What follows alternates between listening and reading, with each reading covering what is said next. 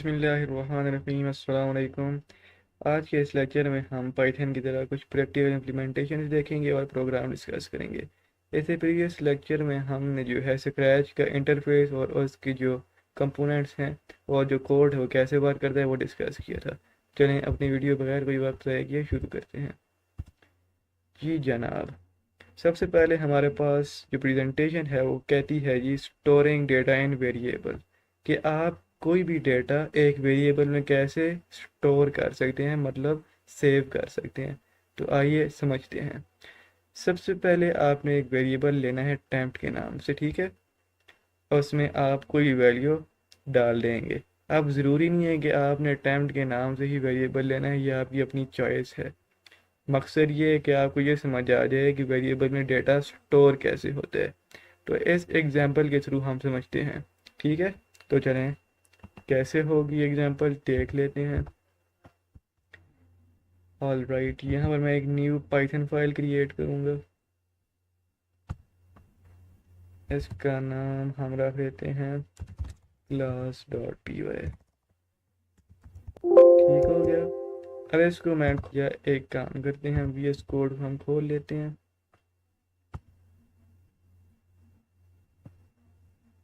और ये क्लास ले लेते हैं। अच्छा, अब यहाँ पर एग्जाम्पल के साथ समझते हैं। सबसे पहले टेम्प वेरिएबल में ज़ीरो डालेंगे। ये क्यों डालते हैं? ताकि इसको पता हो कि जो वेरिएबल है उसमें वैल्यू ज़ीरो से शुरू हो रही है, कोई गार्बेज वैल्यू ना ले ले वो, ठीक है। अब सेल्सियस नाम का एक वेरिएबल आप ले लें। ये प्रोग्राम कन्वर्ट करेगा सेल्सियस से फ़ारेनहाइट में, ठीक है, टेम्परेचर को। अब इवेल्युएट लिखें, फिर ब्रैकेट खोल दें। अब आपने इनपुट लिख लेना है, एक और ब्रैकेट खुलेगी, फिर इंटर टेम्परेचर एंड सेल्सियस, ठीक है। तो ये याद रखिएगा, अगर दो ब्रैकेट खुली हैं तो दोनों ही आखिर में आप क्लोज भी करेंगे। अब इसको हमने प्रिंट करवा देना है। कैसे समझिएगा, in foreign height comma date is, यहाँ तक लिखिए। अब आपने फार्मूला अप्लाई करना है। 9 को 5 के साथ डिवाइड करें, मल्टीप्लाई बाय, किस में आप यूज़र से वैल्यू इनपुट कर रहे हैं? सेल्सियस वेरिएबल में।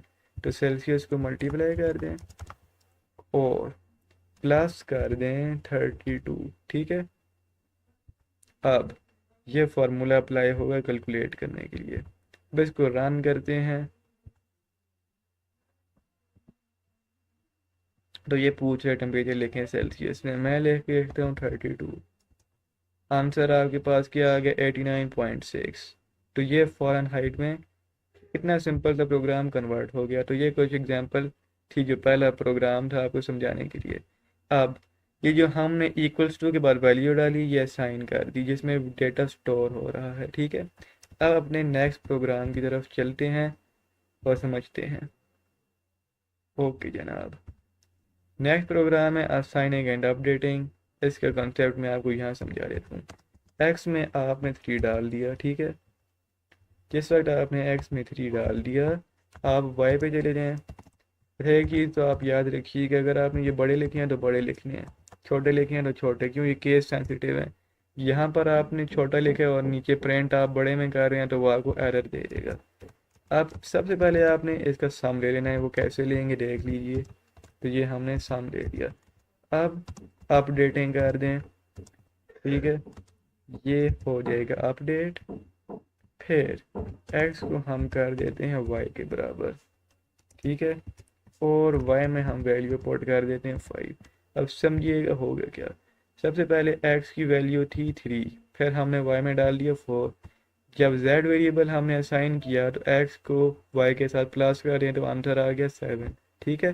फिर जिस वक्त हमने z में z+1 लिखा तो इसमें 7 के साथ एक प्लस हो गया, ये अपडेट हो रहा है। जिस वक्त वैल्यू आप दे देते हैं उसको असाइन करना कहते हैं, ठीक है। जिस तरह मैंने y=5 लिखा, ये असाइन कर दी वैल्यू। जिस वक्त वैल्यू चेंज हो जाएगी, कोई नई वैल्यू उसमें आप डाल देंगे पुरानी से, तो वो अपडेटिंग कहलाती है, ठीक हो गया। अब इसको हम प्रिंट करके चेक कर लेते हैं ये हमारा जो रिज़ल्ट आना चाहिए था वो आ रहा है या नहीं। तो चेक कर लेते हैं जी। ओके, ये दोबारा वही पूछ रहे से आप कर दें। जी हाँ, हमारे पास 8 आ रहा है। अब अगर मैं एक्स को करूँ तो एक्स पे हमारे पास आंसर आना चाहिए वाई वाला जो कि 4 है। ठीक है, लेट्स सी। अच्छा, तो यहाँ पर मैं 100 लिख देता हूँ इसे, तो ये हमारे पास 4 आ गया। तो ऐसा मतलब है हमारा प्रोग्राम बिल्कुल ठीक लॉजिकली काम कर रहा है। अब y को प्रिंट करेंगे तो y की वैल्यू 5 आनी चाहिए। तो ये हमारे पास 5 आ चुकी है। ठीक है, तो ये प्रोग्राम इस तरह काम करता है। तो आई होप कि ये दो प्रोग्राम आपको बहुत अच्छे तरीके से समझ आ चुके हैं। अब लास्ट हम करेंगे कंडीशनल को स्टडी, और आपको ज़रा मज़ीद अच्छे अंदाज में समझाने की मैं कोशिश करूँगा। तो चलें अपना नेक्स्ट टॉपिक डिस्कस करते हैं। अच्छा जी, इसमें आप देखें हमारे पास कंडीशनल, पहले तो ये समझने की बात है कि कंडीशनल स्टेटमेंट्स होती कौन सी हैं। मिसाल के तौर पे आप किसी शॉप में जाते हैं, ठीक है, अपनी अम्मी के साथ, तो उसमें से आप 3-4 जोड़े पसंद करते हैं। सबसे पहले तो आपके पास वो वाले जोड़े होंगे जो आपको नापसंद है। ठीक है, तो सबसे जो पहली चीज़ है उसमें एफ लग जाएगी। फिर आगे जो आपके चॉइस है, फॉर एग्जांपल चॉइस में आपका जो फेवरेट कलर है वो ब्लू है। ठीक है, तो if choice is equals to blue तो कंडीशन हो जाएगी ट्रू। तो आप इस तरह कंडीशन स्टेटमेंट इस्तेमाल करते हैं। ठीक है, तो इसको हमें एक प्रोग्राम के थ्रू समझते हैं। अब इस प्रोग्राम में हमें नंबर गैस करना है, तो ये कैसे होगा, तो चलिए इसकी प्रैक्टिकल इम्प्लीमेंटेशन देखते हैं। सबसे पहले आप नंबर का वेरिएबल लेंगे, इसमें कोई भी नंबर डालें जो आप गैस करना चाहते हैं, जिस तरह 5 है। ठीक है, फिर यूज़र से गैस करवाना है तो एक और वेरिएबल लें जिसमें आपने यूज़र से इनपुट लेनी है।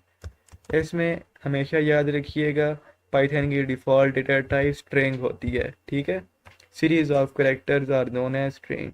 तो जिस वक्त आप इसको कन्वर्ट करेंगे तो इंटीजर का मतलब है नंबर्स 0 से लेके 9 तक। अच्छा, इंटीजर में जिस वक्त आप लिखेंगे ब्रैकेट ओपन करेंगे आप, फिर दोबारा इनपुट उसी तरीके से, फिर दोबारा एक ब्रैकेट और खुलेगी इन्वर्टेड कॉमा, और फिर इंटर योर गैस लिखेंगे। ठीक है, उसके बाद कॉलन डाल के ब्रैकेट्स क्लोज, फिर यहाँ पर इफ लगाएंगे। इफ क्या, अब इसको कंपेयर करवाना है कि जो नंबर इसने इनपुट किया है दिया है वो इसके बराबर है या नहीं। अगर इसके बराबर है तो जो नंबर उसने गैस किया वो बिल्कुल दुरुस्त है, अगर नहीं है तो वो रॉन्ग है। ठीक है, फिलहाल सिंपल स्टेटमेंट पे हम जाएंगे। इफ नाम नहीं लिखेंगे, सबसे पहले गैस लिखेंगे, गैस इज इक्वल्स टू नाम। ठीक है, तो प्रिंट कर दें योर गैस इज राइट, कि आपने सही गैस किया। ठीक हो गया, अब हम इसे अप्लाई करके देखते हैं। अब मैं गैस 5 ले लेता हूँ, फॉर एग्जांपल तुक्का मैंने मारा 5। आंसर क्या है, योर गैस इज राइट। अगर इसके अलावा मैं कोई गैस लिखूंगा फॉर एग्जांपल 4, तो ये कुछ भी मुझे आउटपुट नहीं देगा। अभी आप देख भी लेंगे स्क्रीन के ऊपर।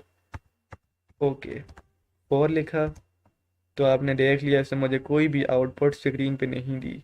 तो ये कुछ प्रोग्राम था जो आप लोगों को समझाना मैं चाह रहा था। तो आई होप ये तीनों प्रोग्राम आपको समझ आए होंगे और ये लेक्चर आपके लिए बड़ा ही इंटरेस्टिंग रहा होगा।